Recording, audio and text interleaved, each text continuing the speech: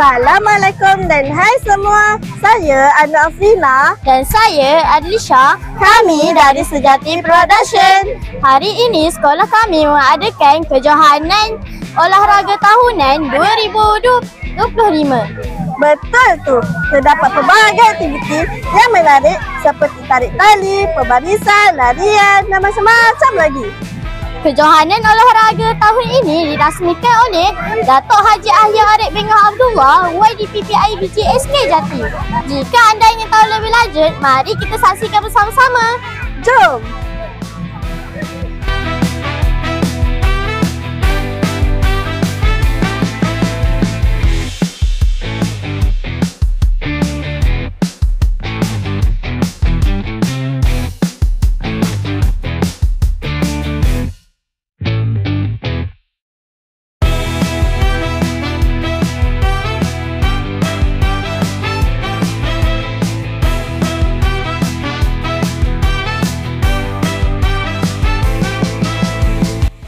Sebagai penolong kanan kurikulum SK Jati, apakah harapan cikgu untuk kejohanan olahraga tahun ini? Seperti semua kita tahu, kita akan mengadakan sukan pada hari Sabtu 22 November 2025. Harapan saya berharap kita semua warga SK Jati dapat menyemai semangat kesukanan. Khususnya saya berharap semua peserta dan rumah sukan dapat bertanding secara sihat.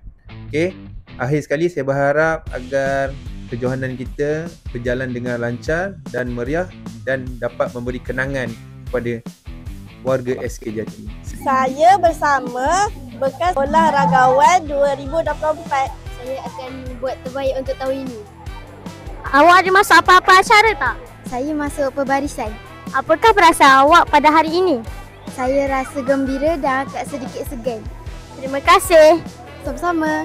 Saya masuk pembarisan. Gembira dan dapat menyokong semua masukan. Serah cikgu, semoga murid-murid SK Jati mencapai kejayaan yang cemerlang dalam kejohanan sukan pada tahun 2025. Apa-apa pun, rumah hijau menyala. Apakah perasaan awak pada hari ini? Happy. Hari ni saya tak masuk apa-apa, tapi saya ada tolong edit video daripada wartawan hari sukan pada hari ini. Saya happy tapi adalah sedih sikit sebab kameraman dia select sikit. Oh, terima kasih. Okey, asal saya untuk hari ini adalah kejohanan sukan kali ini kita akan menang dengan semangat kesukanan yang tinggi. Sama-sama lawan, sama-sama seronok, sama-sama menang. Apakah perancangan Puan pada masa hadapan?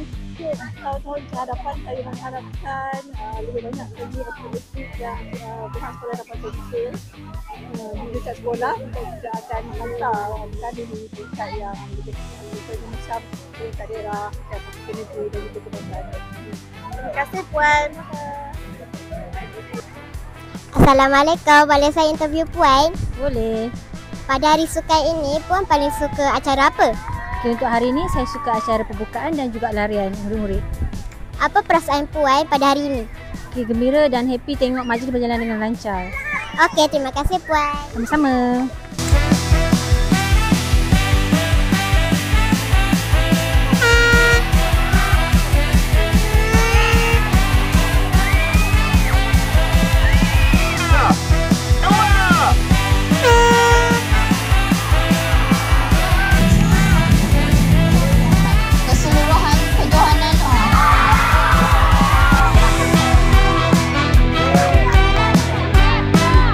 Sebelum kita akhiri, kami ingin mengucapkan tahniah kepada semua peserta yang telah menunjukkan semangat kesukanan yang hebat.